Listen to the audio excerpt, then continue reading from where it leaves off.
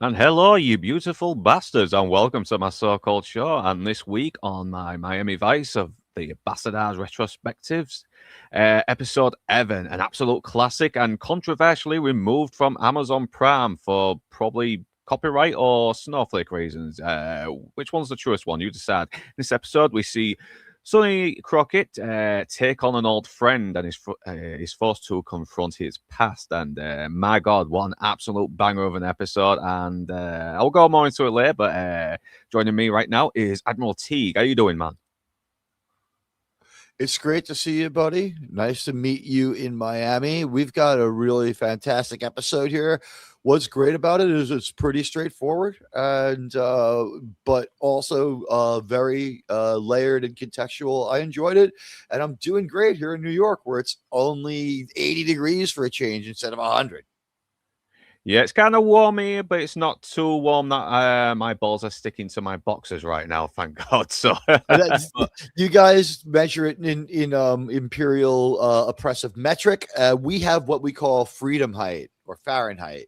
I must remember that. If I ever run England, I may adapt that to our system. Who knows? But yeah, this episode is absolutely brilliant, and I just rewatched it again. And I watched it about two or Haunting. three times, and it still fucking killed me, man. It still broke my heart watching it. It was so good. I mean, this is what happens, and it's also a very good example of how to make a very unlikable character incredibly sympathetic as well. It's because. What's the actor? William Russ, is it? From Boy Meets World? Let me get his name up because and he absolutely He's still, yeah. he's quite good. He does a fantastic job in this one, and this is one of several familiar this is one of several familiar types of show we go to.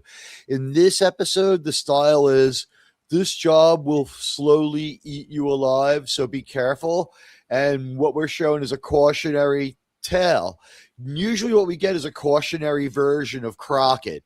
So, like their intermeshed history and stuff we'll get into later makes it very interesting. But what I thought was we had a great stylistic choice here where we dressed them very much alike, but maybe at the beginning of this episode, we see just small, subtle, nuanced differences like a more full cut jacket, a more of a collared shirt look for Evan, but Evan and Crockett are connected. They've got some of the same investigative background. They were trained together. They went to the academy together. And roughly 10 years ago, they were on the street together with a third member of their academy class. There was some divisiveness that we'll get into. And now everyone is dealing with the aftermath of it. But I've noticed that they dress him very closely to Crockett and keep the Yeah, color scheme. he's a bit more like he almost looks a little rockabilly like in the boxy suit and his big sort of like curly pompadour, I should say, in a way, because he's got these curly locks, hasn't he? I mean, he almost looks a tad bit dorky, but when you see him, acting all crazy, getting all touchy feely with the mannequins, just blasting them, something's off with this guy, and He kisses that mannequin right where you shouldn't. Yes. yeah, no, yeah. Well, since we're mentioning it, let's just jump into the beginning of this episode now because I just want to. I can't wait. I can't wait. I really can't. Where's the Let's jump in. This is one of the most highly regarded season one episodes. Yes, it is. I'm just trying to get it. Where is it? Where are you, man? Sometimes these things don't bloody pop up when you want them to. Here we go. Here we go. So yeah, like you said, it starts off with a pretty forgettable Peter Gabriel song, and then we've got Al Israel from Scarface, because he must be like, oh, Jesus Christ, another Colombian or Latin drug dealer, weapons dealer, whatever, all for me, but fuck it, it's a paying gig, and I play it real well. I'm gonna ace it, and yeah, he's kind of like the villain of the week, but I still liked his role in it though. I liked what a complete asshole he is. So basically, For whatever reason, he keeps his foot enough off the gas. This guy seems more like a remote controlled and hands on kind of criminal. Although he will get his hands dirty. Like I don't know, there's a weird detachment to how he plays it. I don't know why he did it this way, but it does work to make him more menacing. he does as well. I mean, he's a lot more calmer, isn't he? Which makes a great contrast to Evans' much more unhinged, weapons dealer. And So Evans is basically this weapons deal. He's basically he's contacting Miami, isn't he now? So he's the guy he goes to if he needs to sell something in Miami. And as much as I love this episode, the weapon of choice. All right, once before those, I mentioned that. Got to mention that Sonny Crockett and Tubbs have no idea Evan is in there as well, which is good because it makes the reveal even more powerful later on when they come face to face with each other. So it's just Switek and Zito that are ready to go in, and as much as I like this episode, why Mark 10s? I mean, they're so inaccurate weapons. I mean, I know it was the 80s, and every 80s film had to be Mark 10 fucking inagrams or Uzi 9 millimeters and Tech 9s and that. And hello, PB, how you doing, man? But they're really inaccurate weapons. I mean, they're not good. I mean, they could have done any weapons, like maybe some N16s, M4 carbines, AK-47s, shotguns, whatever. You know, I can agree. I think that the threat might be the concealability, and at near range, like you pull out two of these, anyone 10 feet in front of you is definitely done. That's the significance of this. I agree with you. I think that we were overplaying how accurate they were. And the idea that you would have a machine pistol with armor piercing rounds, it doesn't have enough punch right off the bat. What's the point of the armor piercing rounds? Just they should have called them what they were, cop deleter bullets, like to slip through the vest. They didn't understand Teflon bullets or something, or they were just on the horizon, or they had just appeared and no one wanted to explain them on the show, but at the same time they're part of the plot. I know. That's all I can come up with. I know. Plus, he's not doing a very good job demonstrating these guns as well, because he's just spraying bullets all over the place, isn't he? He's not really aiming and that. He's just spraying all over. But he has... Okay, I'm sorry. Finish your thought, and I'll tell you what I think. Yeah. Okay, here's the thing. He is spraying in wild, but the thing is the amount of destruction on the targets is pretty palpable. So I think what he's showing is you can be whacked out of your mind and unfocused as hell, and you're still going to do a lot of damage. Now that is a good point. That is a good point. I get why they did it as well. It's to show he's unhinged, isn't it? So, he's dancing with those weapons. All I can say, guys, is like the weapons are pointed right at the camera. It's like YouTube hates that, so we don't want to offend the platform. But he's just like pointing these weapons right at the camera. They're going off right in our face, and we see these mannequins are just getting mangled. So if anything, it's just to show that at close range, it doesn't even matter if you try. You're gonna get them. That's all I could come up with, because it was. Yeah, I think that's why there's so many. I think that's why so many black kids accidentally catch a bullet in these fucking drive-bys as well, because they're just fucking spraying bullets all over the place, aren't they? They're holding it sideways, like in the gangster music videos, and innocent people get caught instead of just the people they were aiming to kill. I mean, Falling Down pretty much established that as well when that gang tries to drive by him, and they miss him but hit someone else, don't they? They get it's called collateral damage in military terms. Exactly. That's it. Collateral damage. When you do, but the thing is, masked fire has always been an accepted way to get the objective accomplished. You know, all warfare through Napoleonic era up to our American Civil War, a bunch of guys with a bunch of inaccurate weapons pointing in the same direction, being one huge human shotgun, worked, and that was all that worked. And you had to get close and do it. And things like rifling make that unimportant. But these machine pistols, if they're even rifled, they're just throwing lead. But they're dangerous. You like for a bank robbery in an enclosed place, you could just like go wild, and you might wound or delete every single person in the bank. You know, in an enclosed. They do have a certain amount of lethality in the context that they're demonstrated in. It looks crazy because he's so insane. He kisses the mannequin like right between the legs. They're like they're not even they're torso silhouette mannequins, similar to like, you know, ballistic dummies, but they're not that complex. And it's all about watching them fly apart. And it looks very spectacular with it does. I mean, visually, you know, and the slow motion. It's a great visual. Yeah, I mean, visually is amazing to look. It's like watching a car crash in slow motion. There's something fascinating about something of such beauty just getting destroyed. You know, it's so slowly, but it also establishes that these are armor-piercing bullets as well, and these are more metallic mannequins. I guess there's supposed to be some sort of special armor-piercing bullet targets, and what we did was we grabbed some mannequins that were fiberglass, and we just painted them with silver spray paint. But they do fly apart and demonstrate that, yeah, these are bad bullets if you're in close. Okay, Yeah. so they did have the arms attached. My bad. I didn't think they Plus it did. does kind of establish why Castillo wants to make sure these Mac 10s don't reach the streets. But yeah, Swiatek and Zito pop in. Why the feds don't. Yeah. So Swiatek and Zito pop in as well, and you get a little bit of a suspension of belief. Evan drives the limo into these cars and they blow up, and he escapes without a scratch. I mean, the limo manages to get out pretty okay. I mean, what the hell, man? But yeah, we get the intro, and this is where they're like, Jesus Christ, that escalated very quickly. I mean, that really got out of hand.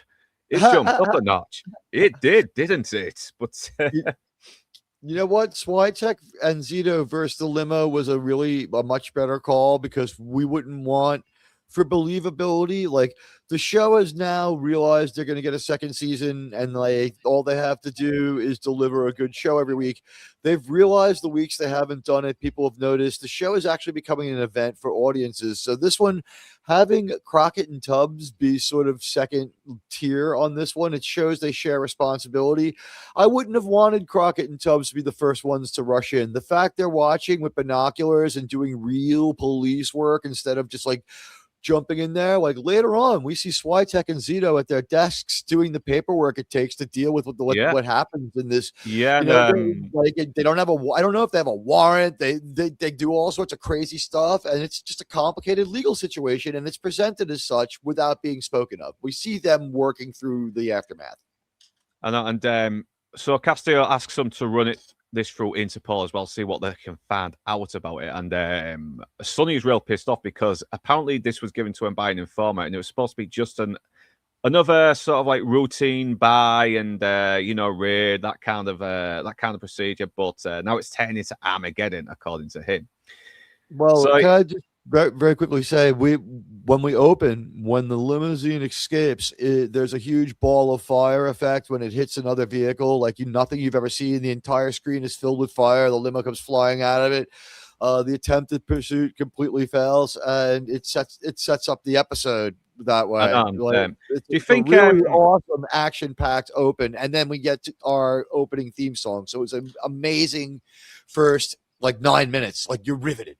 It is. I mean, and it once again, it gets you a hint of just how crazy this Evans is as well, which makes his reveal even more hard hitting once you find out why he is the way he is. And I kind of sort of wondered, how did his limo escape unscathed from that crashing into those cars and causing them to blow up like a fucking Arnold Schwarzenegger movie? Was it armored? Did Guzman have the limo sort of like upgraded to be armor piercing to handle more damage and be more destructive? I don't know. The way that car exploded when they hit it, it's more like it had a death ray on the front and it vaporized the vehicle and all through was a cloud of debris. It was one of the most ridiculous cause and effects. Listen, this is Miami Vice 80s television. They need a huge explosion.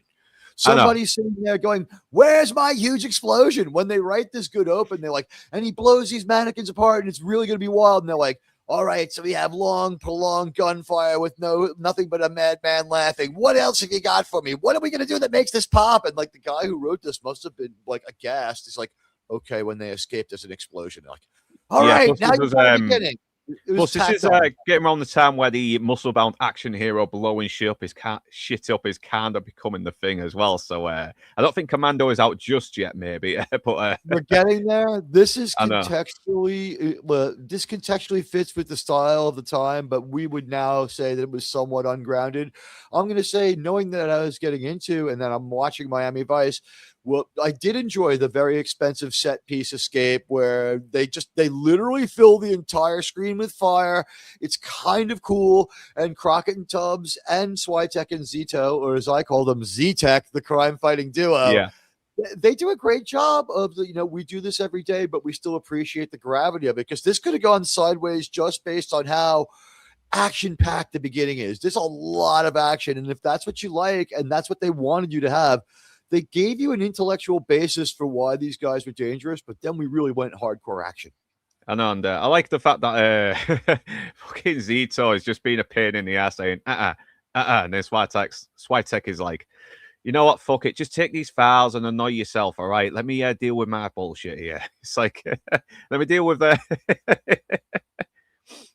He might have the outfit of the episode when we go back to talk about it. Switek has consistently had like great cream colored pants, fantastic Guiabaras, or wild bowling shirts. I would wear any shirt that he's had. Yeah, he looks exactly he looks exactly more like an ordinary guy trying to be trendy in Miami's 80s, isn't he? I mean, it suits him. It really suits him. And or he hit his moment and gave up, right? His clothes are 5 years out of date, and he's like, I've got my hot weather clothes. I don't care anymore. Everyone looks like crap after the middle of the day. By the way, a quick note on Evan. His hair might just be a lot different anywhere else but Miami. The humidity is so insane that like everyone's hair changes about an hour after you get off the plane. Probably, yeah. It probably is a little bit more stylish, isn't it? But as soon as he gets to Miami, it's this kind of Kelly Quiff, isn't it, in a way? So well, it's your hair gets much more stylish for the 80s in Miami, just between the hard water and the humidity. Like you just end up getting a giant like expanded version of your head. Like I don't know, like I don't exactly know how to put it, but Evan is showing like how high the humidity is.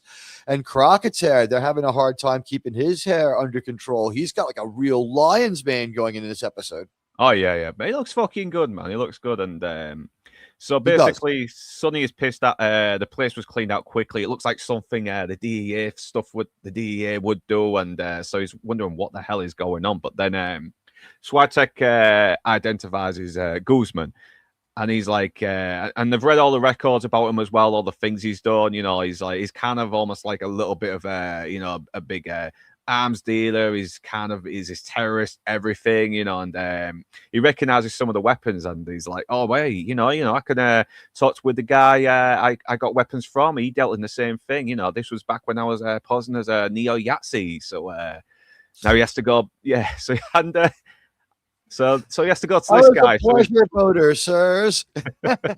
He's proper laying it on as well as like I'm getting my own team. I mean, all the rest are just half breeds, homosexuals, blacks, and Asians. I don't like them one bit. I'm racist. Yes.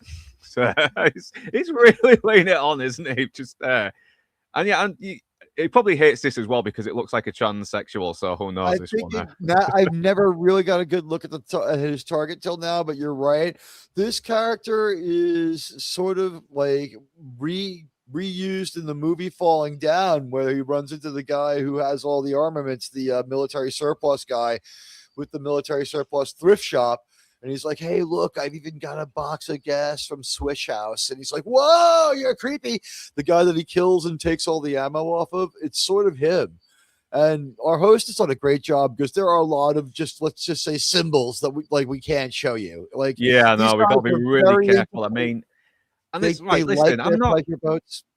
I know, and listen, right, we most of us YouTubers are not Yahtzee supporters, all right, but don't go banning the swastika. It's part of history. I mean, I know it's a symbol of a lot of things, though, but there's a lot of things that that symbolize a lot of evil stuff, and you know we can't just block them out just because it might trigger some snowflake who wasn't learned how harsh the world can be, wasn't learned to deal with maturely how harsh the world can be. You know, but. Couldn't agree more. I call it a stick swaka. That's how afraid I am. Stick swaka, yeah.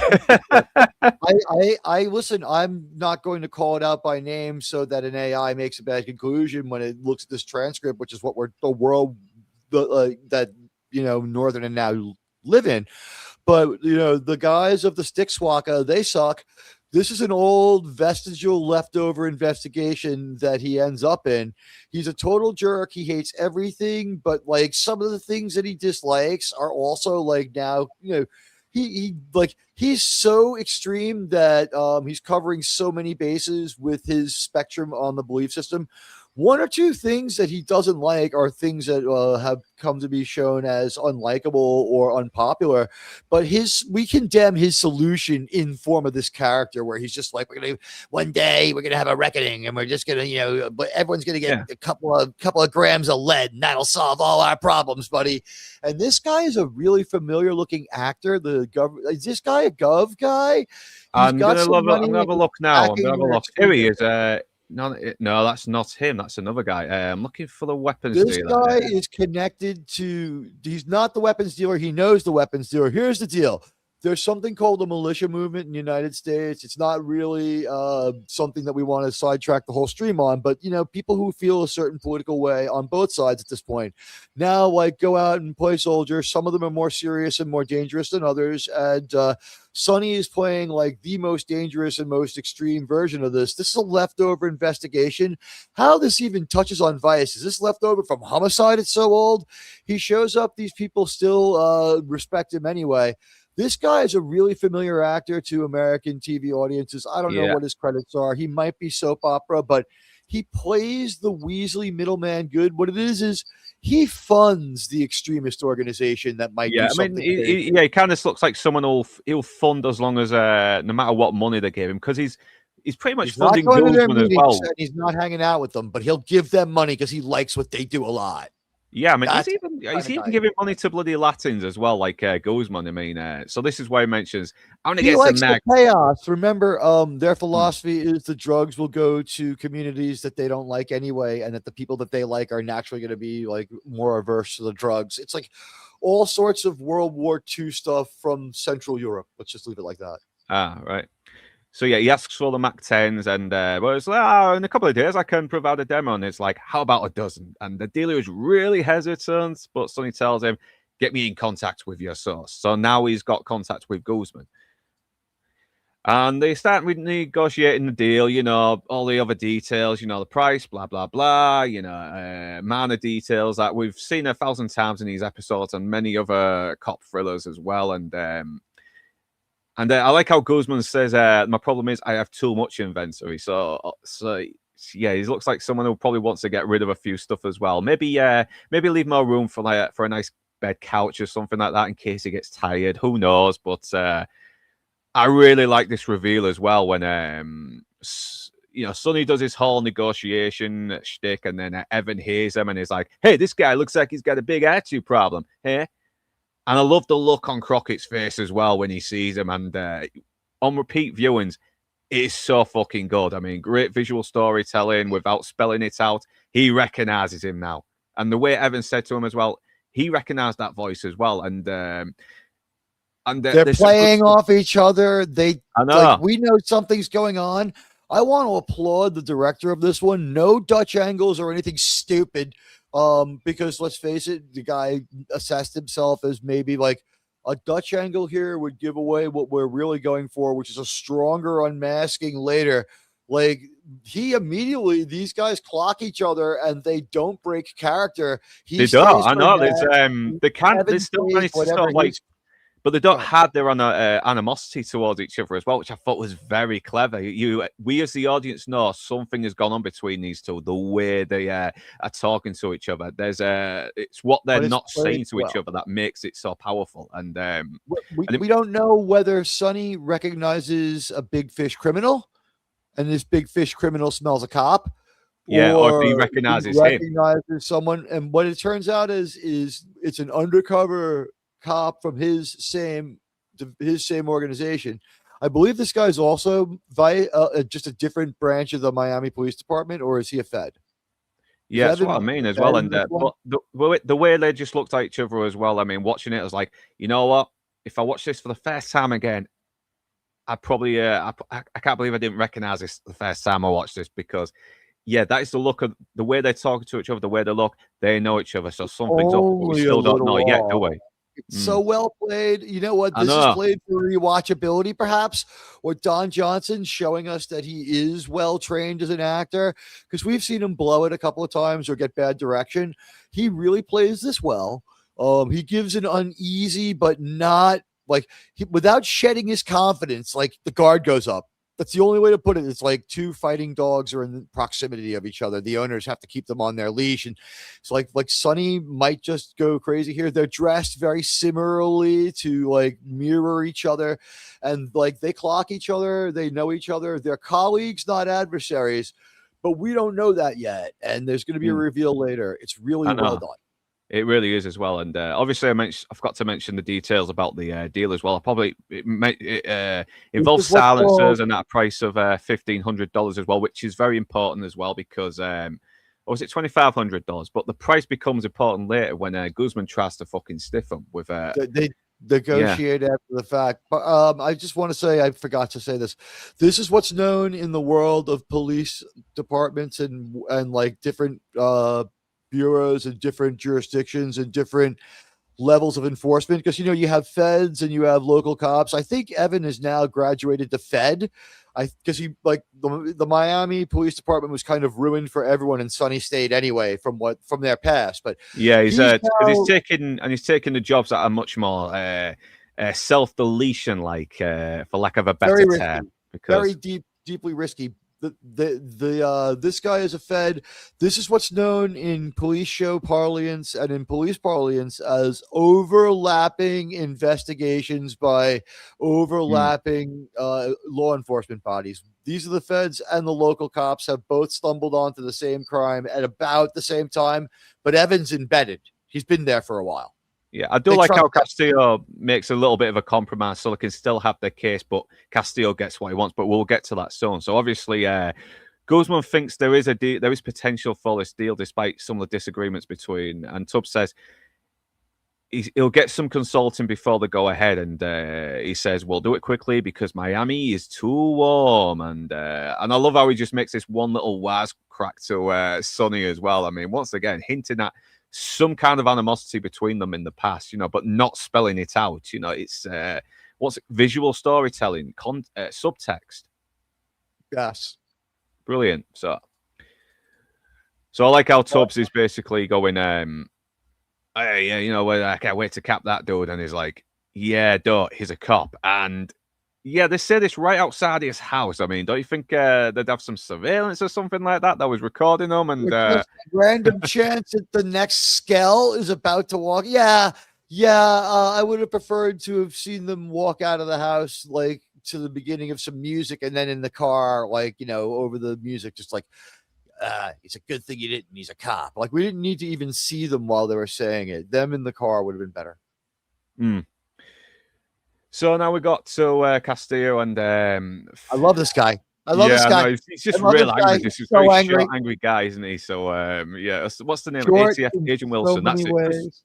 Yeah, Christopher Manning is his name. Christopher Manning. Do you know what ATF is? Sorry, it's going to make you laugh. If our audience might laugh at this, do you know what ATF is in America? They've been neutered. They're much smaller now. They were most famous for botching the David Koresh apprehension. They're the Bureau of, like, we used to call them the Bureau of Anti-Fun. They regulate alcohol, tobacco, and firearms. It's the Bureau of Alcohol, Tobacco, and Firearms. I don't know why they mix those three random things together. No American ever figured it out, and subsequent administrations have reduced their role, especially after they got out of control, in the opinion of a lot of people, and conducted some proactive raids. And the raids on the Branch Davidians with David Koresh, the most famous one that brings this agency to an end. But yeah, this guy's great, and he's got Napoleonic complex, and he's one of the few people allowed to wear khaki. He's got a nice earth tone jacket. Yeah, he has as well. And he looks very sort of like guy just wearing business. He's not dressed to be stylish. He's just trying to look a little bit more formal, isn't he? But yeah, he's really unloading on Castillo, saying, hey, we spent all this money on this investigation, and now we're not going to have you mess it up. But Castillo, calm as a fucking cucumber, cool as a cucumber, says, those MAC-10s are not going to reach the streets. And he kind of shuts him up as well, because he does think, okay, well, I'll make a deal with you guys. Okay, well, you can do. I will get 7 to do the deal on the guns, and after that's done, you leave us alone and let us carry on with our investigation. And Sonny asks for a bit of privacy. He wants Tubbs out because he wants to be off this case. And right, could you give me a reason? It's like, listen, I don't need. Can I just have something? Can I just have a request without giving a reason? And he's like, no. Well, thanks for the understanding. He's like, you want understanding? I understand you get the job done. Castillo, man, is like, yeah, put whatever personal feelings you have on this case, you put them aside and be fucking professional. You're a police officer. Do your job. Contextually, we've already cut Sonny like 4 breaks this season where he's just left or disappeared or acted weird or didn't do the right thing. Like, Lieutenant Castillo has the right to at some point jerk the leash, as we say, and just be like, no, you have a job. You're not giving me anything to go on, so go do it. Yeah, agreed. I mean, I know Sonny's kind of going through this little thing here. Is the past has come back to haunt him here, but yeah, but this is why Castillo is so good as well. He's still putting him in his place. He's still telling him that to fucking suck it up and be a grown up about this as well, because a lot of lives are riding on this. You to do the job. If this fucks up, innocent people are probably going to die on the streets here, and you don't want that happening because of your personal feelings. So obviously, Tubbs is wondering what the hell is up with Sonny, and Sonny just will not answer him. He just closes off to him. So he asks Gina to try and look into the information on Evan to find out what it is. And once again, you see Guzman's kind of got this limp as well. He was shot in the leg some years back, and he's even putting that brace on his leg as well to help him. And Evan's not got this good diet as well. He's drinking and smoking, which looks like pretty fucking early in the morning. I mean, it's still got the sky looks a little bit reddish as well, so it's early morning as well, I'm guessing. I don't know about you, but Evan is maintaining a high-strung demeanor. I would put it to you this way: I since have calmed down a lot, but when I did live in Florida, with the amount of heat, this may be like social commentary. If you notice, like, he's got a ton of ice in that glass, even though it's a prop, right? Like heavily iced down bourbon. I found that when I lived in Florida, I needed a drink around lunchtime just to be able to deal with the amount of heat and humidity. Even though it's not great for you, I would just drink more water rather than deal with the heat and humidity without that to calm me down and to make me feel less depressed about the fact it was just so damn hot. You drink a little bit more in a really hot environment than you do when you're in a comfortable. I mean, all right, well, there's a reason why alcohol consumption goes up in summertime. So I guess the deal is he's torn down and hungover, especially look at his body language. Probably is, Harold Dog. But I kind of sort of like got the idea, seeing Sonny has now kind of drove him to drink a little bit more as well, because he shows up later even more fucking drunk. So I thought he's not just drinking. He's coking too, but he's drinking on a hangover. He's acting hungover too. So I can sort of see that a little bit as well as like hair of the dog, that kind of thing. And I like how he's like, my cook is very good. Maybe I have him provide you something other than ice. But, right, yeah, it's like, do you want to maybe have some food with all that booze? I know, you need to layer your stomach. You do. I mean, you need to layer your stomach. You got to get a lot of fat and grease and, in your system as well to try and help you. I mean, it helps me. Well, it's a hint. It helps me. Yeah. It's a hint. It's trying to tell us that he's coked up. He has no interest in food. That's my take on it, was that because he's tweaking, he probably doesn't want any food, is my take. So that's actually a good point as well, because obviously, even though it's Miami Vice and it's about taking on drug dealers, they still got to be careful about characters taking drugs, don't they? The way they shoot it, because it's woven in here. Like those obnoxious hookers from 2 weeks ago, they were on cocaine the whole time too. They were too wired. Evan has not gotten enough. Like, he's a heavy cocaine user, is my impression. We don't see it on screen. It doesn't come into the narrative, but he's living the lifestyle and he's super deep cover. So there's no getting around it, but he's also like, he's living with a ton of guilt. We'll find out more later. So the impression here is they're giving us exposition, and like, what's going on here is his shot caller, who thinks he's his criminal mob boss, his Goomba, is telling him, like, he's revealing subtly, I know you're a drunk. I know you're strung out. You want some food to go with that? Like, as it testing the waters, like, you don't want food because you're, tweaking. It was basically, he's like, you don't want any food, right? It was kind of more the way it was being offered. Yeah, so a little bit of subtext as well, trying to sort of get a read on him. But obviously, obviously wants to know what his problem is with Burnett and, what's the fucking What is Tubbs' assailant as well? Ricardo. Oh fucking hell! The undercover name. I forgot the name. It's just escaped out my head. But obviously Cooper. he has what's Cooper. That's it. Yes. Jesus Christ. But he's like, "What's your problem?" He's like, "Yeah, there's something off about him. I don't trust him." And he's like, "Well, I never got that feeling." But I do want to ask though. Is he trying to protect Crockett, or does he think that Crockett being there will fuck things up with him anyway? Maybe it's He's not a bad cop yet. He's just mm, too. He's experienced something that sometimes happens to YouTubers. He's had identity fusion with the character, with the character he's become, and we see this as a danger to Sonny over and over. Tubbs seems more comfortable with breaking character. Sonny sometimes gets caught up, and we'll see it happen really badly down the line, but we'll get to that. This is Evan has been deep into this syndicate for a while. What they're trying to stop, the weapon they want off the streets is 11.5 American inches, so about 28 centimeters, and delivers a high volume of bullets. So, less than 1 American foot, less than 30 of your centimeters. It's a very compact and dangerous high output weapon. So these guys are extremely unprincipled and do need to be stopped on several levels. Even you guys don't want these kind of weapons popping out in the street. no, I agree. Because they aren't exactly too fucking dangerous. accurate as well, and unless you know what you're And they, doing, I mean, you're going to hit someone, aren't you? You're going to kill someone. There's going to be a lot of collateral damage. I mean, if I was going to have a weapon, I want a weapon that I knew I can control. It's, you have a 10-yard reliable 10. You have a 10-meter, maybe 10.5-meter effective range with these weapons, and that is as much as you can count on to more or less hit what you want. But it's not even that good. And if you're like 20 yards away, I'm gonna have to point two of them at you and empty the entire clip to maybe land 4 or 5 bullets on you, and then you'll be so far away that you might be able to shake it off for a bit and return fire. The thing here is they've increased the range and lethality of these really unguided bullets. So that's why they're so unprincipled and so dangerous that, it's like, all right, these things are bad enough. They're concealable and high output, but now they have an even wider range of like random lethality. Like these are like magnetized towards baby carriages. You know what I mean?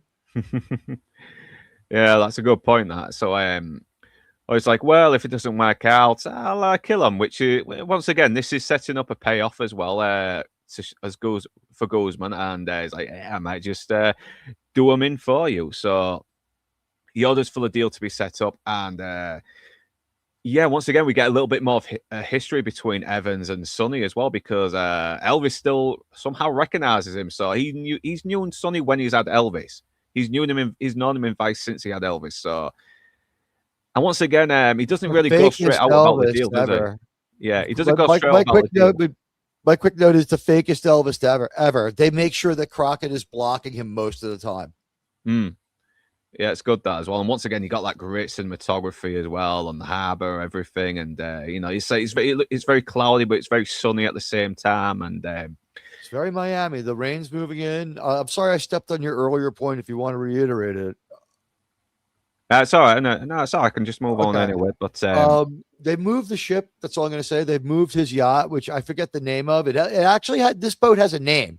They've moved his small cabin cruiser, whatever you want to call it, up to a different, more densely populated part of the city with a lot more buildings. And I was looking really hard through this entire sequence to see if there was blue screen bias or how they were doing it. At one point, they got the guys on a dock and they're rocking them on some sort of a lever. But on another part, that Sonny seems to really be on the boat, and I don't know how they're managing to film it with such great stability. So the fact that it would have like a huge, very high definition picture for the time of Miami behind him, and I don't know how they pulled off a couple of these shots. They're really good. There's great cinematography going on here. Well, I thought that was actually on location. I mean, because the lighting looks too good. I believe they're at the dock, but I'm trying to figure out, when is there a boat in the water? When is the boat on the dock? When are they just standing on the edge of the dock on a lever? Like at this point, Evan might not be on the dock. You know what I mean? I forget the context of this one shot, but they mix everything together. Sometimes Sonny is on a boat that is in the water, or at least it's hanging out over the water. We see water around him. It's impossible to fake. It's moving. It is, harbor water. It looks perfect. And then we see the background is moving up and down behind them all the time in a way that would make this shot unstable. He would be moving up and down, or the camera would be unable to track him. Early Steadicam technology would have shown a slight delay. We're not there yet with the filming technology, so this took a lot of work. Probably took them a couple of days to film this. There's a lot of dialogue and exposition going on during this, but instead of having a cheap gunfight where we yell the exposition at each other, hello, Alex Kurtzman, we have a really interesting conversation. And I guess you should take it up here with I'm done with that production note. Do you want to tell us about the last bullet? Because that's what this sequence could be called.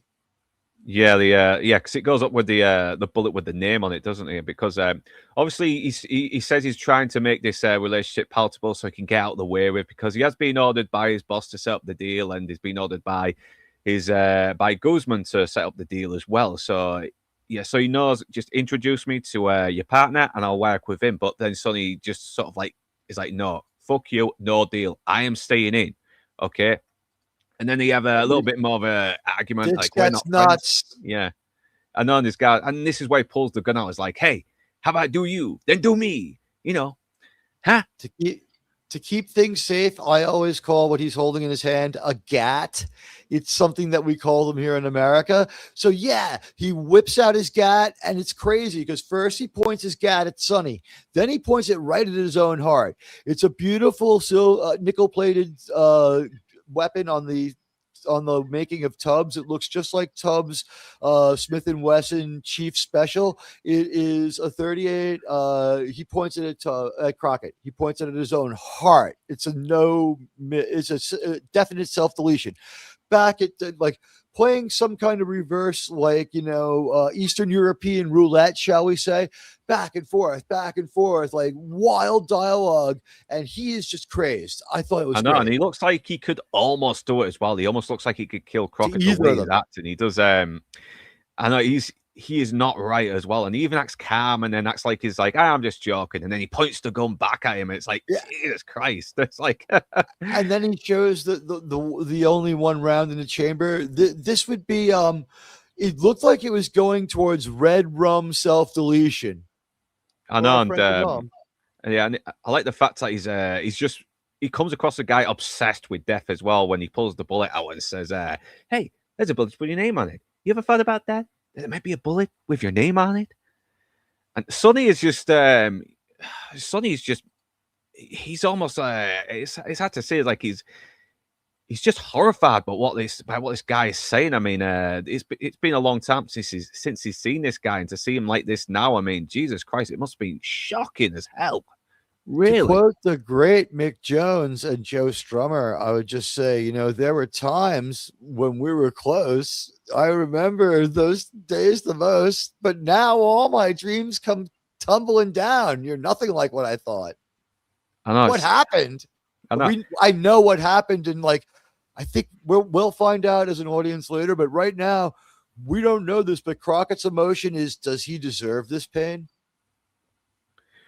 No, well, he thinks he does, doesn't he? He thinks that Crockett has been shrugging the responsibility, even though he feels like Crockett is just as responsible for Mike Orgel's self-deletion, and well, it's not quite a self-deletion. It's an indifferent exposure to danger along the lines of what. Yeah, it's kind of like he's running for the bullet, hasn't he? He's like put himself in danger to die from it, and in a way, so we get the impression he had done it over and over because the scandal desks him, and that was like he's a fighter pilot. He's a detective. He needs to be out there on the streets fighting crime, not typing up reports. That's for Trudy and Gina to do, and Switek and Zeno. Like he's more of a Sonny kind of cop. So I think what I'm saying is I'm wondering if Sonny is thinking that Evan deserves the pain, because Evan was much more. Sonny's failure is going to be of one type. Evan's failure is much more proactive against their friend.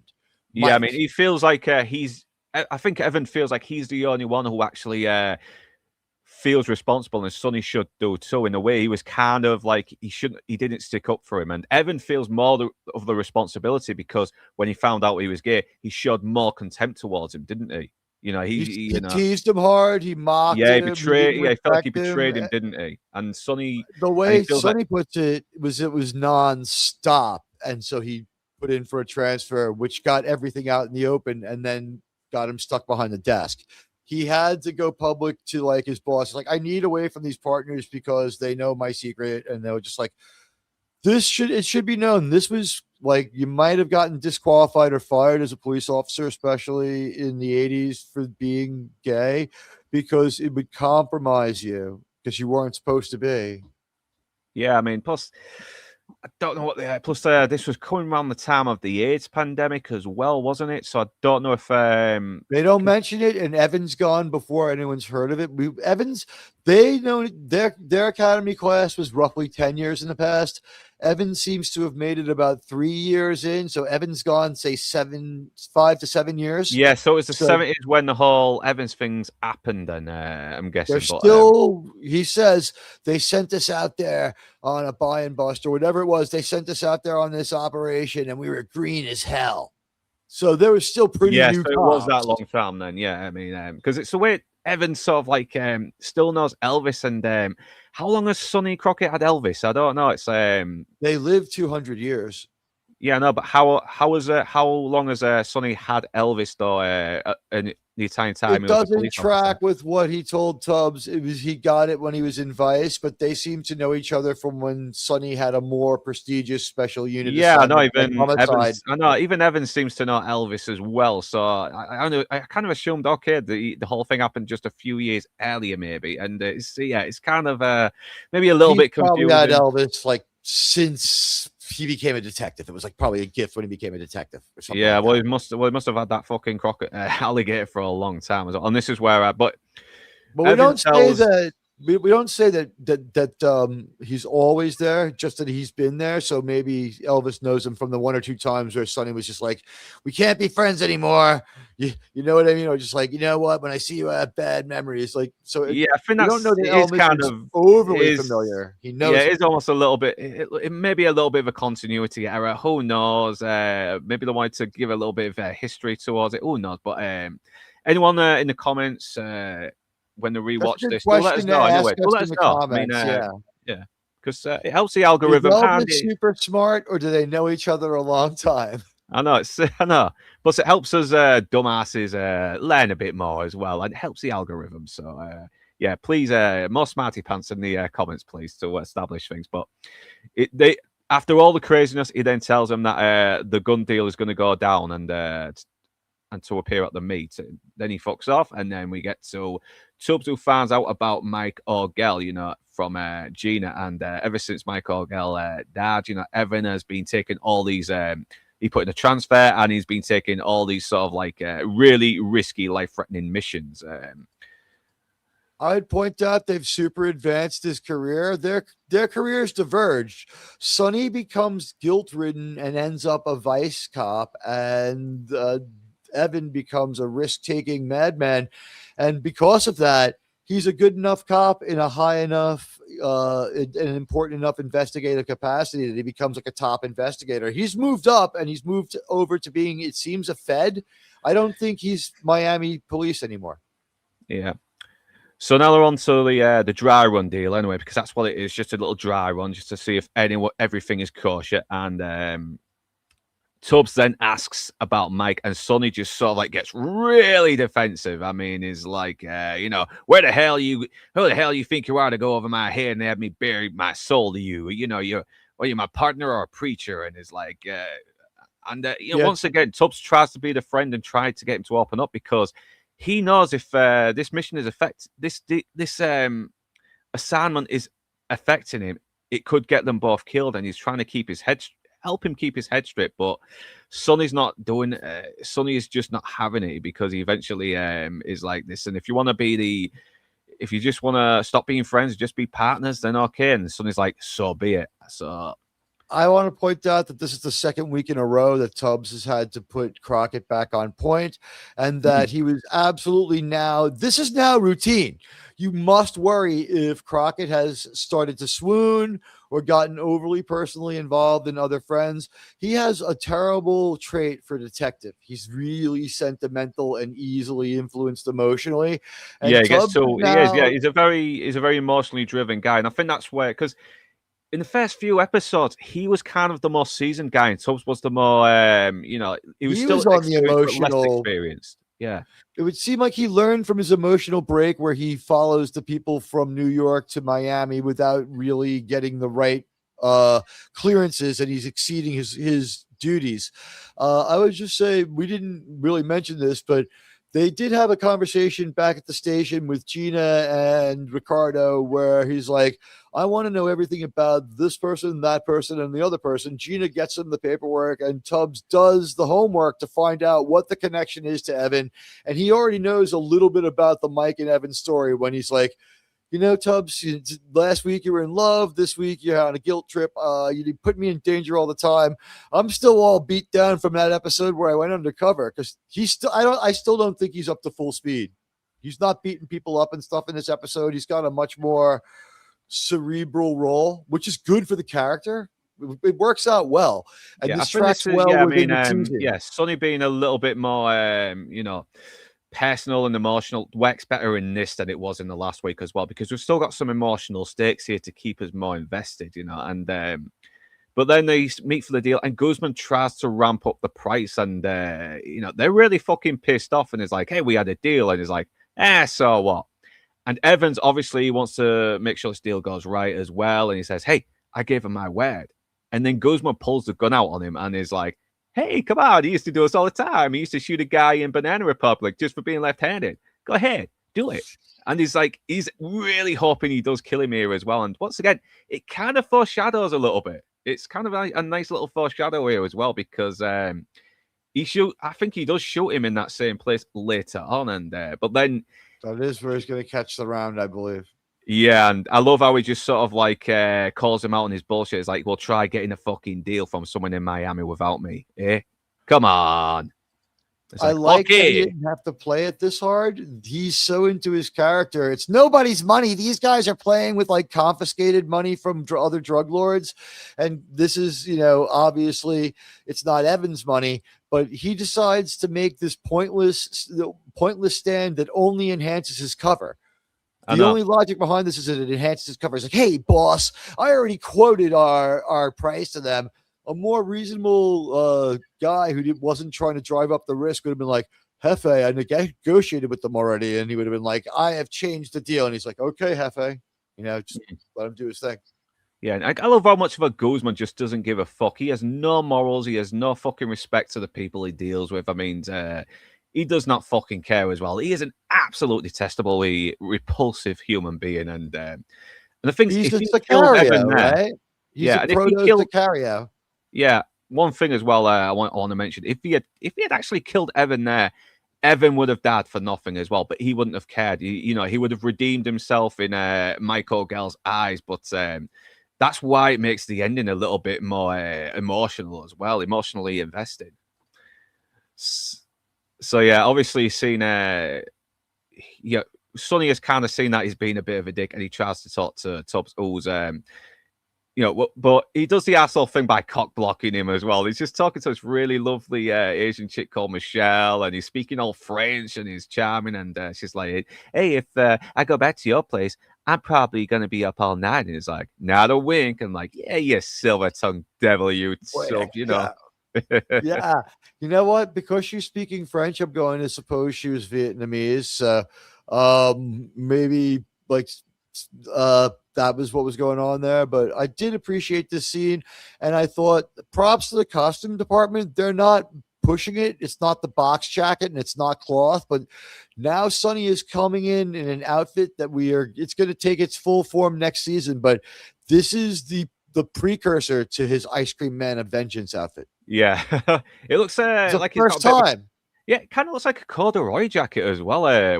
Once you get some shots of the place. Yeah. Sorry? It's got a similar texture because of the way the jacket is, but it's not, instead of the corduroy lines, this is linen. It's a tight weave of linen it breathes, it wrinkles, it has the confidence to let your jacket wrinkle. Tubbs stays away from this a lot of the time, especially for the jacket, but Crockett, he's got the full Ice Cream Man of Vengeance outfit going. It's not the biker style linen jacket yet, but he's dressed in the same colors as his buddy Evan. And you can see that this is showing like their kinship and the overlap and how there's some, like identity fusion going on between him, Evan, and Mike, or Mike's essence, whatever it is that they hold in their heart about their friend. And whether they served him well. One guy feels like he drove him to it. One guy feels like he should have stopped it. And they're just really like, this is now coming to a head years later after simmering in both these men. Sonny's handled it better. Yeah, because he's still wasn't as bad. He's still sort of tried to find the drive to do the right thing, isn't he? It's like it kind of goes back to Tom Hanks in Saving Private Ryan, where you tell yourself he died so you could save another 10 people. It's like, okay, I let my friend Mike down, but if I can maybe save another few more people and maybe help few more people, maybe I can redeem myself. Well, Evan is like, if I die, I deserve to die for what I did to Mike. And, it's, and maybe Mike can forgive me in the afterlife if I die, for him. I know. It's about redemption. And also you would imagine if Detective Crockett ever got a medal, like in typical Crockett fashion, he would have a speech prepared, and in the middle he would phase out and be like, "This is for Mike Odell. He was a good cop. He didn't deserve what happened to him. Him and other guardians like him would make the city great." Because that's a sunny way to handle it. And the thing is, Tubbs as well, he does. Yeah, and Tubbs as well, fucking champion. Bros before hoes as well. He's got this smoking hot Asian bed called Michelle, and he's still going to go and talk with his buddy after the shit he gave him earlier as well, because, 20 seconds before they start talking in the scene, and Jan Hammer's music. It is the talk by Jan Hammer. Great. This is it's great. So great. It's so great. He's got to pick up for this lackluster Peter Gabriel song. Peter Gabriel got this on Name. This is so artsy. This is not Red Rain. This is not one of the ones that gets you. Peter Gabriel has a much better record coming out next, but they're not taking it. This is from the Shock the Monkey album or something. It's like a bad B-side. I didn't like this song at all. Yeah, it's okay, man. But so they go to this gas station, and apparently it's still there, except it's a tire shop now. So look how beautiful the architecture is. It is. Oh my god, yeah. I mean the night, especially at night as well, where you got the neon lit lights coming through those sort of bottle glass windows, whatever they call it. They look like the kind of glass you put in bottle glasses as well, except the square and used for windows. Are they called ice block glass? Yeah, they almost look like ice block windows. Ice. The thing is, the beautiful architecture. This is merely a gas station. Look how like functionally beautiful it is. Is it from the Art Deco era or later? It's got early covering over where you pump the gas because of the rain in Miami, I guess. It is beautifully clean. It is like beautifully pastel. It's got a little pinnacle on it, a little cupola, a tower. I don't know what to call it. It's got a lighthouse, like where you're beacon for good gasoline. It's great. I can smell the unleaded. You can tell Michael Mann probably had some team redecorate this as well, just for that Miami Vice look. And God, it's such God. I mean, great. Usually when a character is sprouting expositional dialogue, it usually can be cringe, but it makes sense here as well, and it does sound a little bit more natural. He's telling a story and about Mike O'Gell, and he ran into a robbery and allowed himself to get killed, but then he says more about it as well, like. Yeah, there were kids when they were kind of like wild cops as well back in the day, and they used to go investigate in clubs, to shake down any drug dealers that might be selling in there. But then Mike wanted to be off the team as well because he was worried someone would recognize him. And it turns out, he was in a lot of gay clubs as well. And soon as they found out, Evan, just really despised him after that. He felt betrayed and he put into a transfer, and and everyone else found out, and Mike got them bumped down to desk jobs and just got shoved away to probably basements as well, just so no one would have to deal with him, or in case they got their gayness off him or something. But Admiral Teague says he'll be right back anyway, probably having a bit of a toilet break. Who knows? But yeah, this is a very emotional scene once again, and Don Johnson really just allows himself to be so vulnerable as well towards his partner, and and Jan Hammer's music doesn't help in prevent this from being any less emotional, because it is so well done once again, and Tubbs as well. I I love was how in the Tubbs is just bathroom. I was listening as well. returning fire. I was returning fire to the people outside the window. Yeah, Yeah, this is a highly effective and beautifully shot scene. Look I how know, beautiful. and well acted and everything. And Tubbs, absolutely right. If you want a great partner, you got to have Tubbs, man, because he just listens to him as well, and even though Crockett is kind of unloading his guilt and just trying to sort of come to terms with it, and he's still got that guilt even when he does, but Tubbs still says, listen, you didn't know what else you could do. I mean, they don't teach you that stuff at the academy. They teach it on the streets, and, what's You in your didn't do heart. bad. You weren't Yeah. the true villain of this story.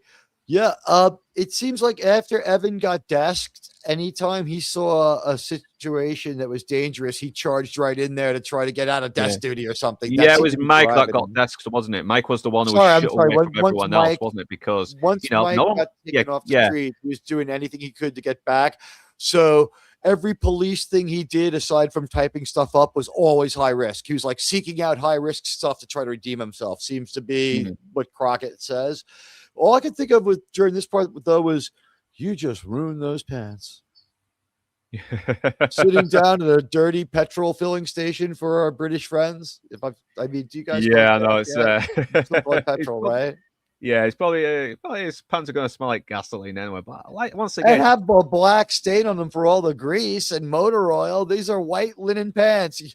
You throw these away at the end of the day. yeah, I mean, I love and I love how he asks about if he's a good. I forgot what the dialogue was, but he says something, and Sonny says, "I don't know," and Tubbs says, "Well, you better know, because I don't turn down fine women like Michelle for anything less." And they have this laugh, and it's like, sometimes Tubbs, sometimes you ain't half bad. And once again, he stops being defensive and starts being his friend again, and he starts showing him that brotherly love that we love about these two so much. They're so adorable together in this scene. Yeah. I read it just slightly different. My take, very briefly, was everything you said, yes. But what happens is it's not that they're not friends. It's that Tubbs shows the police skills and the personality that made him a good cop, is that he becomes a good listener. And just talking about this makes Sonny feel much better. No one's heard this story second hand. Yeah, I mean, he's never sat down and talked about this. I know he's still got that confliction, but at least he's kind of had someone to talk about it with. He's been holding it in for so long, and this reflects greatly on Evan as well when he comes in later, because he comes in, he's all drunk, he's pissed out of his skull, and it's a good he tries to get privacy he tries to talk to him in the office as well, but he's not getting it, and he starts acting more of an idiot. But then Sonny thinks, okay, I'm going to get you in the office, and oh my god, I fucking broke down when this happened as well. He just unloads his soul. He just cuts the bullshit and is like, you hang that rap on me. I made mistakes. A man makes mistakes. He just does this whole rambling. There's no rap you can hang on me. I haven't already done to myself, man. More than you or the devil will ever know. And it's not till Sonny says, "Is this why you're trying to take all these death-defying jobs?" And I don't know if Evan consciously thought of it until Sonny mentioned it, which probably might be the reason why he breaks down. I mean, he doesn't just break down first. He just walks up to him, pretty threatening, like he's going to punch him or hit him or something. But then whip that he just grabs him and just hugs him and starts crying and saying, "I'm sorry, Sonny. I'm sorry. Make me happy. Can you ever forgive me?" And fucking hell, he broke my heart. It really did. It really broke my heart, this scene. Is William Russ, man, you absolute fucking talented bastard. I mean, it's such a tearjerker. It really is.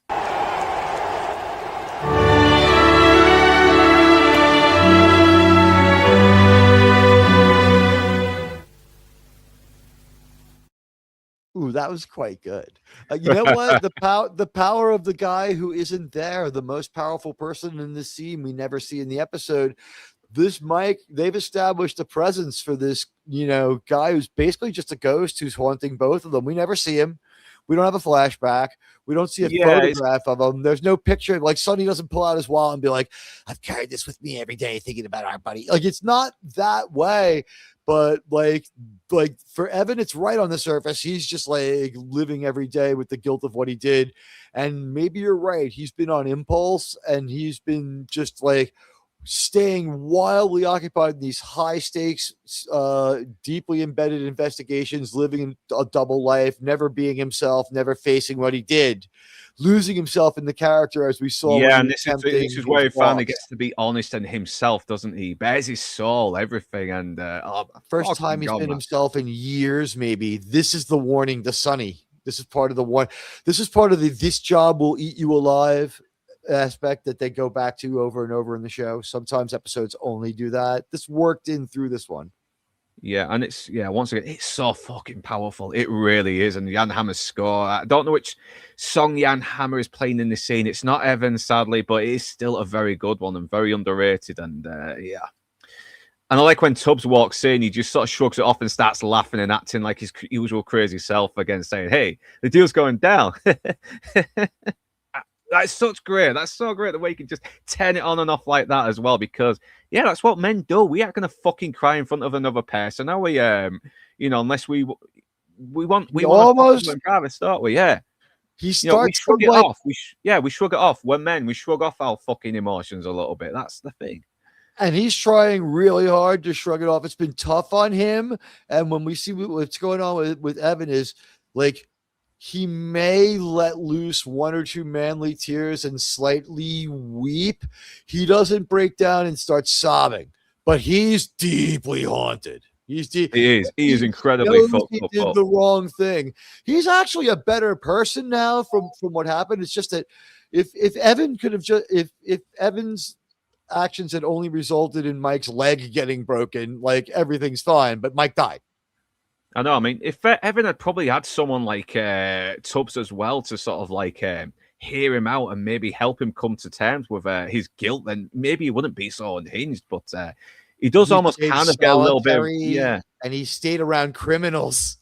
I know. You're not going to fucking bare your soul to criminals. I mean, that's a sign of weakness. And it's like he's lived his says, I mean, remember, he's playing a role continuously, so he can't bare his soul. What's he going to do? Make up a story about his Sicario bro that he was close to? That's just going to make him look weak as a criminal. He's like totally in denial.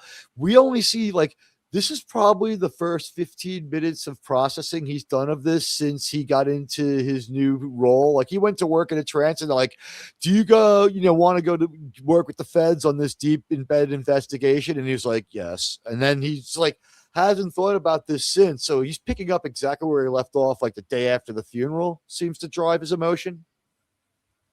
Yeah, probably. Yeah, it's not agree though, but it's such a cathartic thing, and he kind of does redeem himself a little bit more now. It's like maybe he can come across this a bit better. And this is a line that I thought maybe they could have cut out when Tubbs says what happened and is like confessions and a redemption and a man hanging on a string. And I thought he could if they just kept the line confessions, it would have been a bit more powerful. It kind of felt like the rest was kind of hitting the hammer on the head.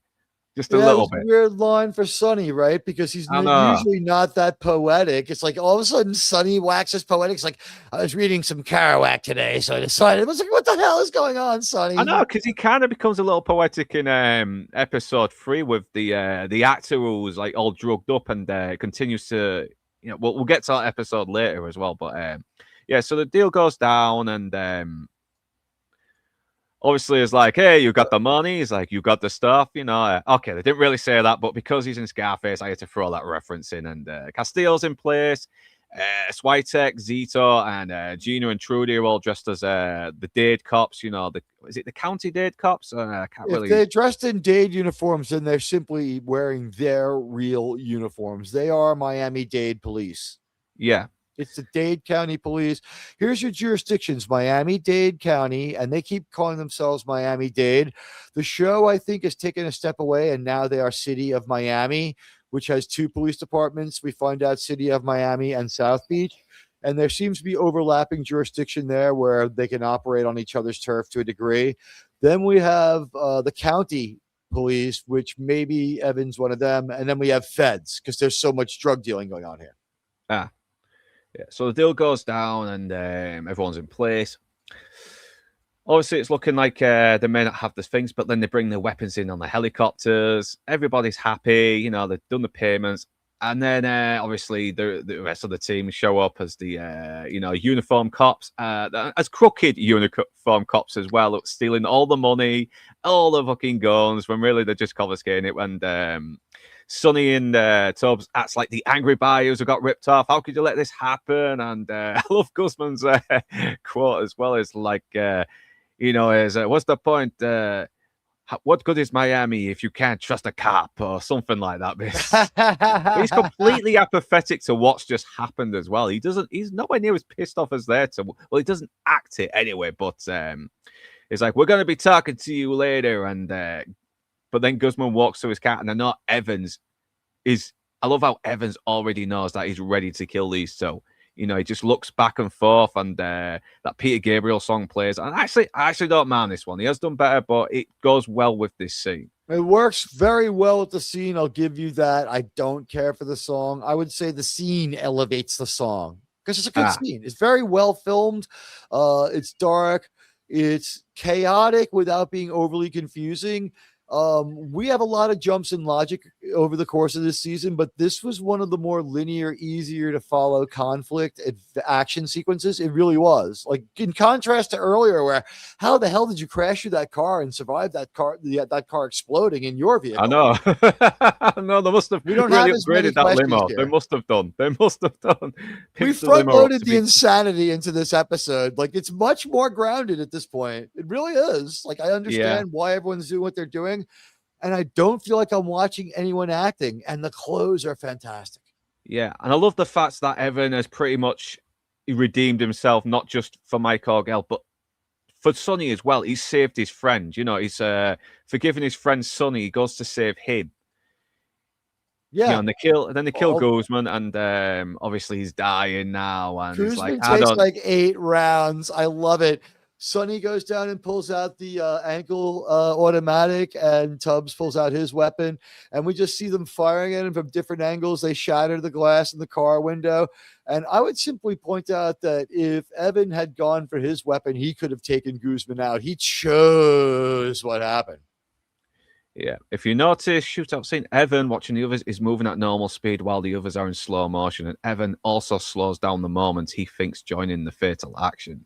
Yeah, that's kind of a nice little thing. Yeah, that's a nice little touch as well. I mean, you got it down, the timing, much better than I did. I noticed that there was like time dilation, but I think during that time dilation, do we cut away to people who are in normal time a couple of times? And that's like, so when we see Crockett and Evan and stuff, like they're in different time, like they're moving through time at a different rate. Even though all this is happening at once, it is very. I know, and it works as well. It builds the emotion because what Evan's going to do as well. You know exactly what he's going to do. Not one fucking word, not one word of dialogue. Not he could have said, "Wait a minute, he's going to shoot him. I'm going to have to jump in the bullet and protect him." No, because we're fucking grown-ups. We can read facial expressions. We know when a fucking good actor can play a scene without dialogue.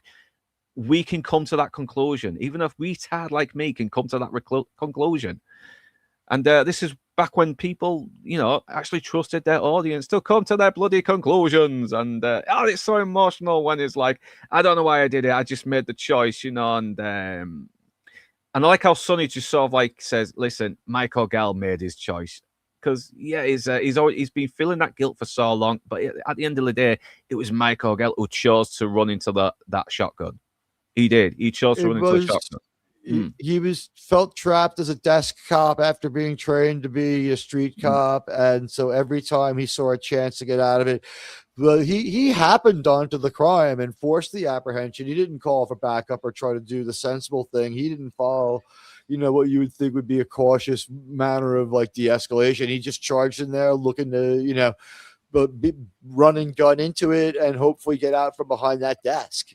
Which he was unjustly put behind, but at the time, I we know. It's like, understood but how you it could have. happened. I know, but it's still no excuse to try and get yourself unalive, though, isn't it? That's the thing, and I think Sonny Only realizes Sonny that now, came doesn't out of he? it. Yeah, Only Sonny came out of it reckless and indifferent.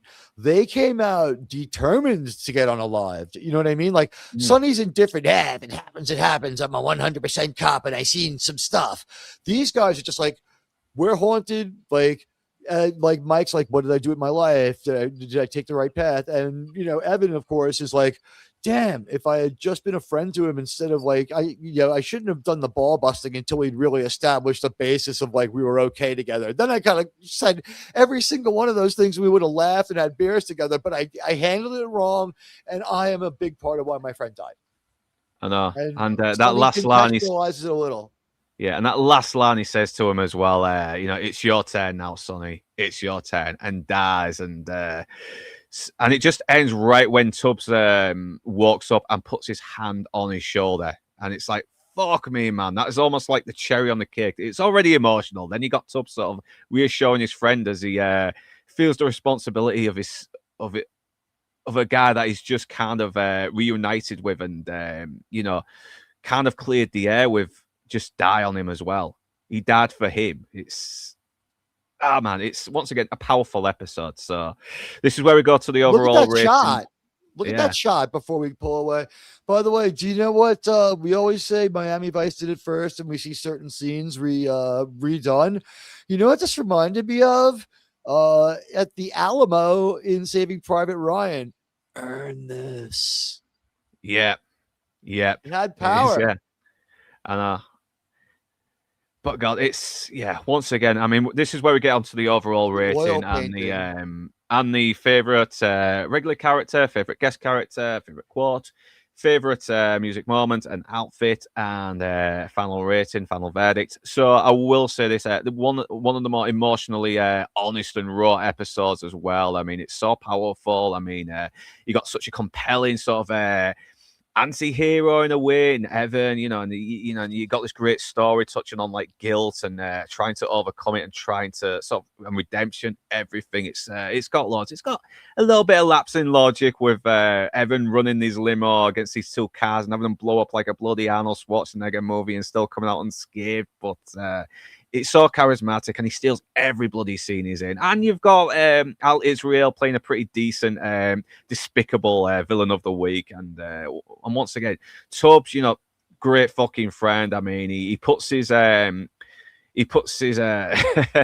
night stand behind to talk to his friend Sonny, despite the fact they've had a little bit of a lover's tiff. But it's so really well written, and it's such a fucking shame that Amazon is not putting it on the streaming. This is why you need to get physical media. Seems because like this really is responsible and shows the weight of what they did, and is very pro the community that they think they're protecting by removing it. So, stupid move, Amazon. I know. This is why censorship is just the stupidest thing ever as well, because you're depriving people of emotional stuff like this, and this touches on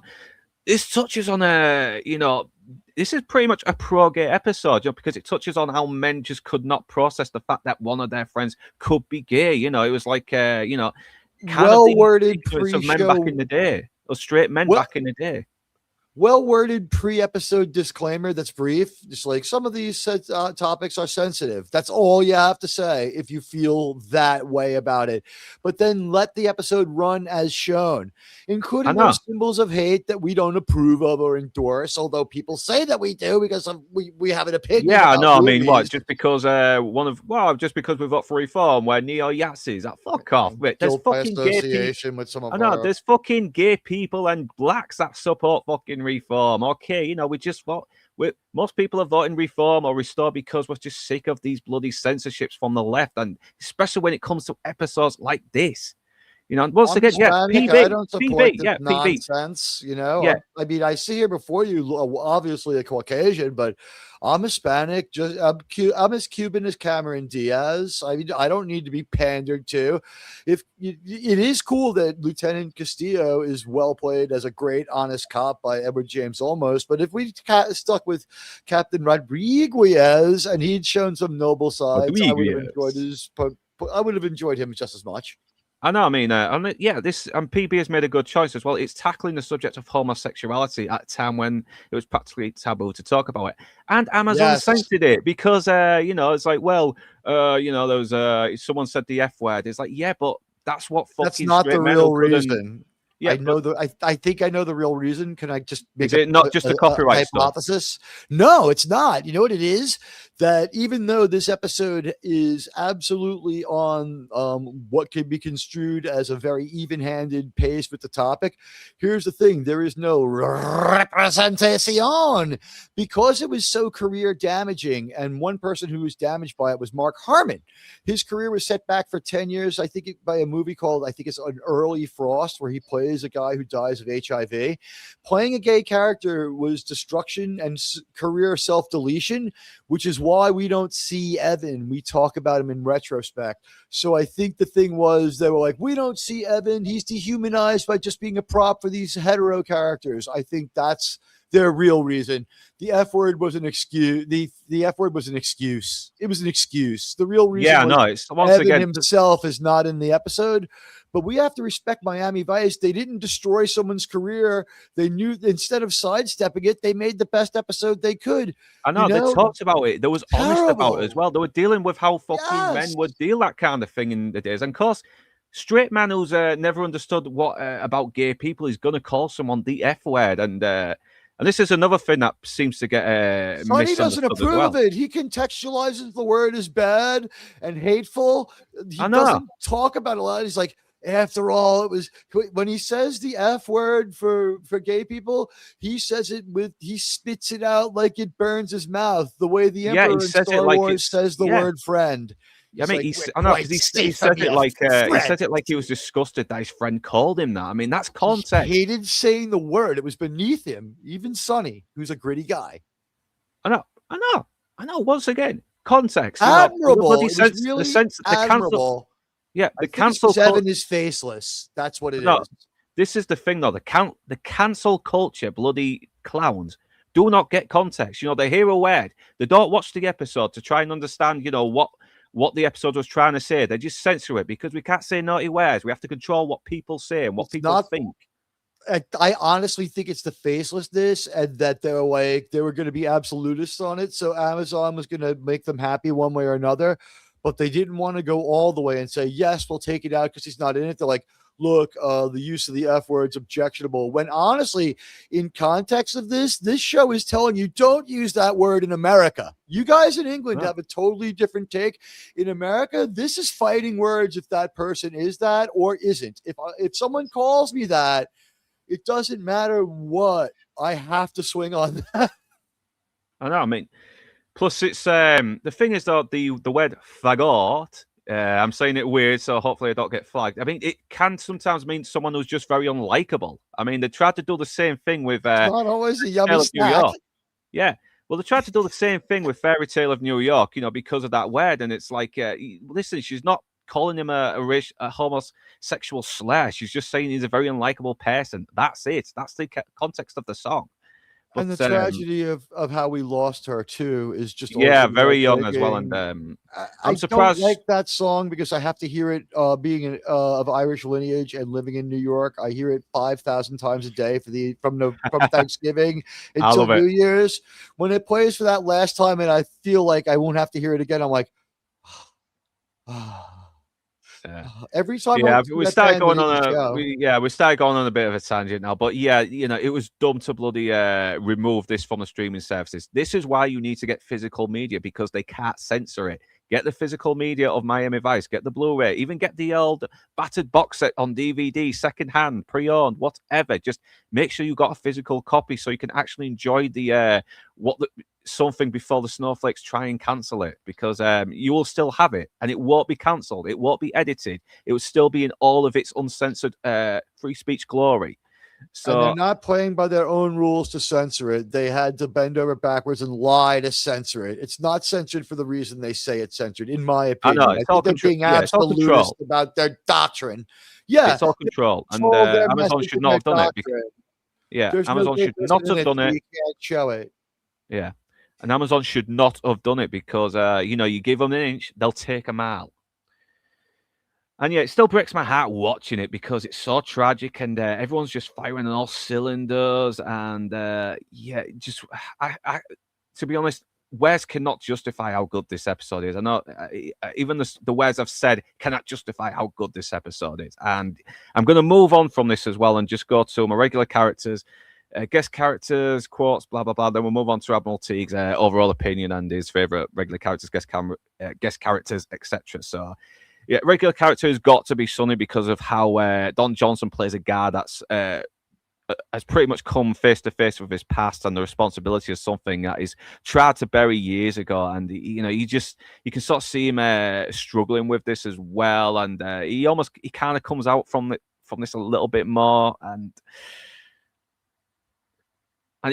he does add as a great contrast as well to my favorite guest character, Evan, as well, who's really gone extreme with his guilt as well. While Sonny is kind of looks for some kind of hope to try and make up for his mistakes. You know, Evan is really going kamikaze as well. He feels his only redemption is to die. You know, and hopefully be forgiven in the afterlife. And you know, and he does kind of redeem himself as well. He starts off as this really unlikable character, this really unhinged, despicable character who comes across like a bit of a sociopath. But you find out more about him, and he just becomes so you just sympathize with him so badly. You feel so bad for him. You kind of want him to redeem himself as well. And yes, get the others as well. I mean, even though season 4 and 5 go downhill a little bit, I mean, it's still. They've still got enough to keep coming back, but yeah, always keep the bloody physical copies. I mean, if you're getting a bit too much rumor, if you're losing space in the house, then maybe get one of those DVD wallets. You know, those big book of DVD wallets where you can just take them out the disc and put them in there, and you'll save a bit of space. But yeah, once again, it's a great contrast between these two as well. You know, they're both feeling guilt in their own ways, and they're both seeking some kind of redemption in their own ways, and it just makes the episodes all the more powerful. And favorite outfit, I'll go for Guzman's much more business-like suit with his cane, and the fact that he's holding this sort of like gold cigarette holder as well, so he doesn't get nicotine stains on his fingers while smoking. He looks fucking boss with that stuff. He really does, you know. Even with his sort of receding hairline as well, he looks awesome, and he looks menacing. He really does look very Bond villain-like as well, which is what I kind of like. And favorite music moment, yeah, 7, because when you listen to it, you just feel the it almost feels as tragic and visceral as the character. And you know, and that's really it. All I can say about the song Heaven. I just listen to it and it just fucking breaks me every time I listen to it. And yeah, I think that's my favorites for now. My overall rating, 5 suicidal Evans out of 5. So yeah, I had to be careful the way I worded that because YouTube bots are fucking pussies who censor words. So yeah, Admiral Teague, overall opinion on the episode, favorite regular character, favorite guest character, favorite quote, favorite music moment and outfit, and your final verdict. All right, let's go through it. Prompt me first. Overall opinion of the episode. This was everything you said. It was very emotional, very well written, very subtle, very well acted. Everyone gives a good performance. We add to almost every single character. I think aside from Trudy, everybody gets a couple of moments in this episode to build on. We have some great moments. Look at this beautiful oil painting of a final shot here as he lets go of his past, or does he? The mystery's there. It's one of several tropes that we return to. We have other outlier episodes, but This Job Will Eat You Alive is something we go back to a lot on Miami Vice. This is one of the very best. This Job Will Eat You Alive. And, you know, Where the Buses Don't Run builds on this. And it's the first appearance of the vestigial, ball and chain of guilt that Sonny drags with him through his law enforcement career. And the haunting final, mission statement from Evan, about what Sonny should do, is a haunting ending to the episode. Overall, I thought this was a solid close to the end of the season episode. It's It really is good as well, stuff. and this is basically the penultimate episode as well because Yeah. next week is another banger, Lombard as well, and I can't wait to talk about that. We've got Dennis Farina returning, and it's an episode that's been built up for probably the last maybe second half of the series because we've been getting references to the Lombard case. We had a reference in the Golden Triangle. You're on the Lombard case, you no need to help me find my missing wife. And it's like, yeah, I'm getting off the Lombard case. But he's like, well, we need you off the Lombard case to take on these home invaders, especially Sully from Commando. And we're finally going to get that payoff with next week. So I can't wait to talk about that as well. I mean, I might take a week off before I go on to series 2. And then. Yeah, we're coming to the end of season 1 now. Fucking hell, it's Christ. I mean, I think I started this back in March, and already the months have gone by very, very fast. So, Christ, man, maybe if I just take a week off for season 2, and then be back on the week after, and then carry on. Maybe even bleed into the Halloween weeks and Christmas weeks, and hopefully we might be done sometime halfway through next year if I keep on doing this, unless something comes up, but hopefully it won't. So, yeah, thanks for joining me, Admiral Teague, as well. That was, you didn't do your favorite character, favorite regular character, and quotes, and favorite music moments and outfit. Yeah, my favorite character in this one, obviously, you said it all. It's Sonny. Great acting by him. Next category would be what favorite outfit. My favorite outfit. Did you do your favorite guest character? My favorite guest character has to be Evan. It has to be. Yeah, Evan. it's obvious. It's obvious. I mean, no competition, man. Really great nuanced performance. Props, honorary mention to is it Guzman, low level gangster wannabe. He's despicable and he does a good job in the limited screen time he has. You said it all with that crazy, like 4-foot long cigarette holder. Like, what a weird, vain guy. Okay. He was great. He did some good criminal preening with the smoking and stuff. Yeah, you fucking cigarette holder. What are you? You're looking like fucking John Barrymore. All you need is a pink fucking robe. It's like. Now is next to the favorite outfit. I'm gonna go with Tubbs has an awesome non-linen regular suit that is gray with a hint of like lavender to it. It's a slate lavender double-breasted number that he's wearing with a blue button-down shirt and his medallion, and he looks like $1,000,000. Although a couple of times in this episode, he does look a little skinny. Maybe he did get more messed up from that episode where he got hurt than we thought, and he hasn't returned to his workout routine. He'll probably come back next season looking fit. But I did notice he still looks a little disheveled, doesn't he? Yeah, I didn't really tell because he was wearing, because it's the 80s, you kind of wear these boxier suits, don't you? That, almost look like they're wearing you. But it was like weird. It was loose looking in the sleeves and stuff. I don't know. Maybe it just fit him bad, but like we do know he got messed up in that one episode and that they've been trying to take it easy on him ever since. And he doesn't have an action scene after that I remember. But it was, what was the next one? So outfit, song. Let's go with the Peter Gabriel songs because the episode elevates the song, which is a true accomplishment for Miami Vice. They're not leaning on the music. They're going to have their musical interlude, and they can take almost any song and make it listenable. I don't enjoy that Peter Gabriel song, except in context of the show where it was fine. How about that? Yeah, it's a good point. I forgot to do my fucking quote. You want to hang that on me? I've been hanging it on me ever since, more than you or the devil would ever know. That's my quote. Sorry, I forgot to do my quote there, but yeah. Okay, here's my quote. Ready? Yeah. Yeah, it's your turn. What does he mean? Something that we'll think about for the rest of the show. Yeah, that's fucking, yeah. I mean, he adapts the Ice Cream Man of Vengeance outfit after this, and I think it's because this episode was designed to show Sonny in a more serious light, getting ready for a sustainable show, because Dick Wolff is coming, folks. He's one episode away, and he's going to serious up this show, and he's going to calm down the gunfighting, and he's going to make it as grounded as he can most of the time. There'll be some spectacular misses, too. It's going to be fun to talk about.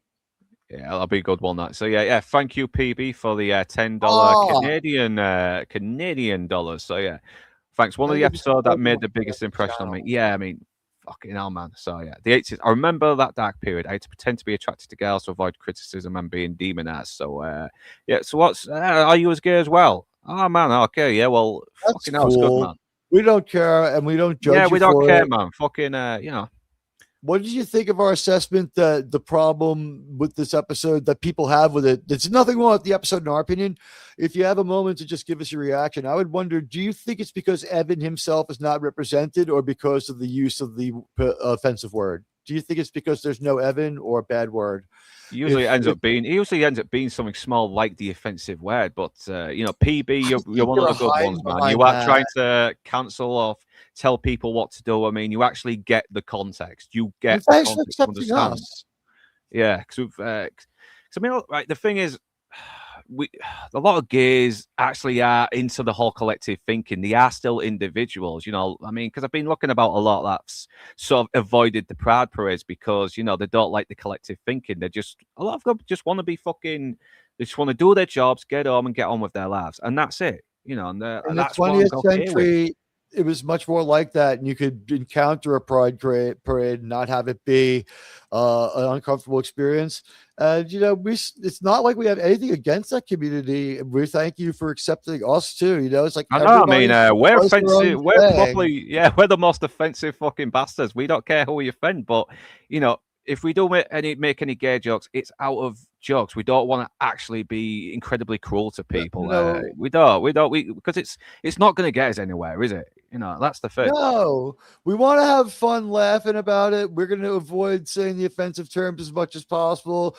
We're going to try. And you know what? Like, I live in New York, Northern lives in England, and like this is like a global experience, and like I'm experiencing how he perceives this show from my life and my country in a different way. It's like the opposite of if he was to sit in on my Star Trek panel. So I'm fascinated by his point of view and how he sees it, and also the way that British people express themselves.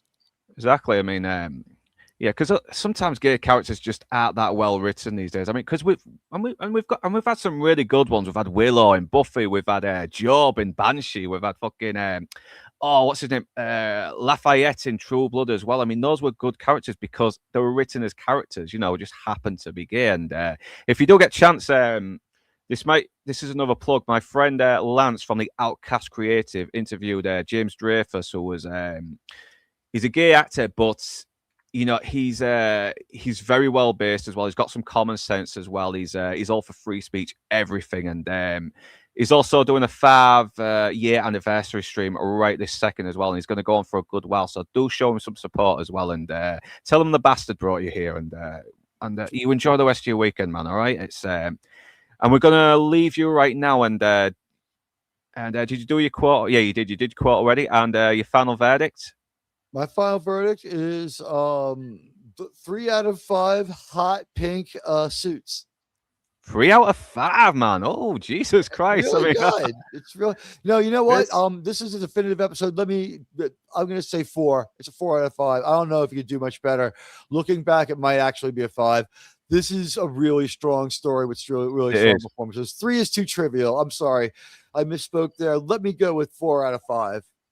That's all right. That's all right. It might be the definitive episode of this entire series. Yeah, I mean, it does have a couple of little lapses of logic at the beginning. It does go a little bit more, bombastic. But yeah, this is definitely one of the best episodes. I can't remember if I had it in my top 5 when I did the top 5 stream, but if it wasn't then, it is now. So thank you very much, PB, and David Red, and is anyone else? Yeah, that's it. Anyway, so yeah, thanks for interacting in the chat, and like I said, leave if you're on the rewatch, if you want to leave your favorite regular character, favorite guest character, favorite music moment, outfit, yada yada yada. Feel free as well. It helps the algorithm very, very much. So yeah, we will be joining you.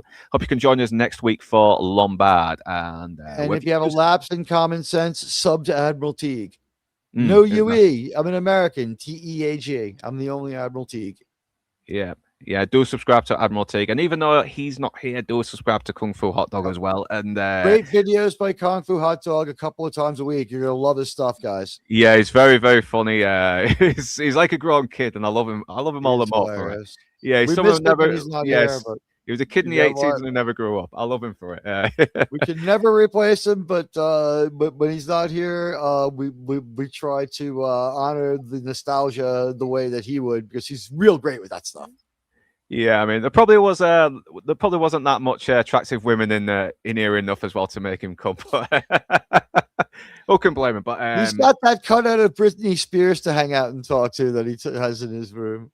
yeah, I love him, man. I love him. He's been a big help for me as well. You know, when he didn't need to be, he's an absolute fucking star. I've had a drink with him as well, and yeah, he's a good laugh down the pub as well. And yeah, all you lot, whether you're beautiful bastards are Northern English or not, thanks for watching. But right now, that's us done. And we're off to the pub. And enjoy the rest of your weekend, you beautiful bastards. And stay infidel, my friends. Stay infidel and proud.